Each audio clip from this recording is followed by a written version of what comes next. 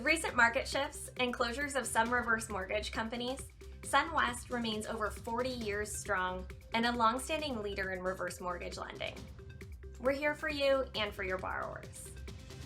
At SunWest, we understand how important it is to meet your clients' expectations.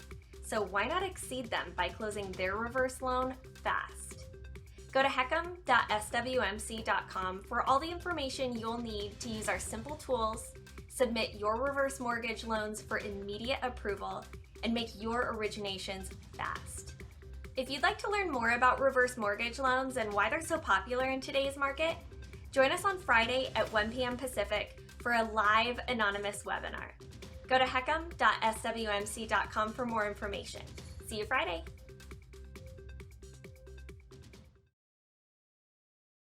Welcome to The Interest. I'm Katie Jensen. As the market continues to slow, you're likely working harder and harder to close each loan. And that gets even harder when Gen Z buyers are backing out. We'll have more on that coming up. But first, some breaking news. The CFPB is fining Wells Fargo $3.7 billion for what it's calling a rinse-repeat cycle of violations. The fine is part of an agreement to settle multiple consent orders related to a number of products offered by one of the nation's biggest banks, including mortgages. The payment includes $2 billion to pay back 16 million customers impacted by the various policies, and a $1.7 billion fine. The fine will go into the CFPB's Civil Penalty Fund. The Bureau says its investigation found violations in a number of areas, including thousands of borrowers who were wrongfully denied loan modifications over the last 7 years. Some of those borrowers even lost their homes because of these denials. The CFPB says Wells Fargo was aware of the problem for years before it did anything to fix it. Other violations include systematic failures when servicing auto loans, illegally charging surprise overdraft fees, and unlawfully freezing customer accounts when it could have taken less harmful actions. The CFPB says this settlement is the initial step in getting Wells Fargo to follow the law. The agency made note of Wells Fargo's history of violations, including a mortgage kickback scheme that resulted in a $35 million fine. Wells Fargo CEO Charlie Scharf acknowledged the violations, saying it identified, quote, a series of unacceptable practices that we have been working systematically to change. He says this settlement is a key step in correcting those problems. Along with the payment, the settlement includes several steps to correct these actions. Those steps include no longer charging illegal fees and changing how Wells Fargo services auto loans. Back to the issue of backing out of their contracts, which can feel like a gut punch after you've put in work to try and close a loan. Young buyers are especially getting cold feet about making such a big commitment. So how do you coach these borrowers and get them to finish their purchases? Staff writer Sarah Wolak got some guidance for an upcoming issue of Mortgage Banker magazine. Here's what she learned. From what I'm seeing is, just like any buyer, they're extraordinarily sensitive to the overall cost and monthly payment and interest rate.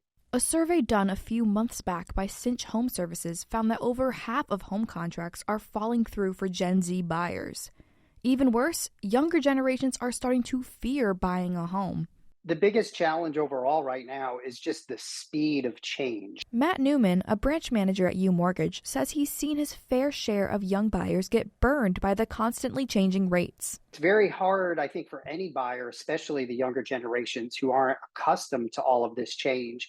Just when they go to get pre-approved and it takes them a while to find something, and then they get excited and find something, and then all of a sudden the numbers are totally different. With the industry experiencing such a high rate of change, Newman says that a number of factors are contributing to younger buyers' inability to get into homes. The biggest challenge I've seen, though, also with Gen X, Millennials, and Gen Z, is we've had a housing shortage, so it takes them longer to find the perfect home. You can read more about how younger generations are navigating the housing market in the upcoming issue of Mortgage Banker magazine, available at mortgagebankermag.com. For the Mortgage News Network, I'm Sarah Wolak. Morgan of SunWest Mortgage is here to change the world of loan originations forever. From sending updates to your clients to allowing you more time, you can do it all in a simple chat. You no longer have to struggle with documents. All you need to do is select the files and upload them, and they're submitted in an instant along with your loan file. With SunWest, your true home is always within.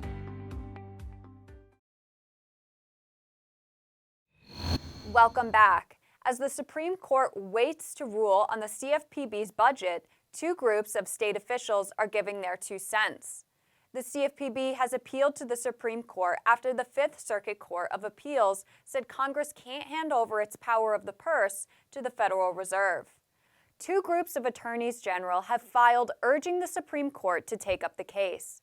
22 Democrats oppose the ruling and want the Supreme Court to reverse the decision. The AGs say that the Fifth Circuit's ruling hurts states and taxpayers who would, quote, lose the benefits of the CFPB's enforcement, regulatory, and informational functions. In making the ruling, the Fifth Circuit struck down a payday lending rule. Meanwhile, 16 Republican AGs have signed on to a brief supporting the Fifth Circuit ruling. They want the Supreme Court to provide clarity by upholding the decision. Right now, the ruling applies only to the payday lending rule in the Fifth Circuit. The Republicans say states are left on their own to figure out how to handle rules from the CFPB when its constitutionality is in question. The case remains in limbo after the Supreme Court gave the Community Financial Services Association a 30-day extension to oppose the CFPB's petition. The association is the group challenging the Bureau's payday lending rule. It has until January 13th to file its challenge. We'll be right back with what else is interesting today. I had to watch him go from so capable to a different person altogether, and it was really hard. We're hoping that this message gets to veterans out there who are in similar struggles. That's how fast SunWest worked. It was truly amazing. It makes me very happy to know that there's a company out there that cares so much, that they go through so much to help, because we never expected this. Never. SunWest understands that your success is built one family at a time. Visit sunwestpartners.com. Welcome back. Here's what else is interesting today. The federal government has found ways to help homeowners if they fall behind on their mortgages during the pandemic. But what if they have problems paying property charges that come from their home equity line of credit? The FHA is offering a COVID-19 HECM property charge repayment plan. Homeowners who take out a HECM are required to pay certain charges, like taxes and homeowners insurance. But for owners who are behind because of the pandemic, this new program gives them 5 years to repay those charges, letting them stay in their homes while getting back on their feet. For more on these and all of today's top stories, go to mortgagenewsnetwork.com.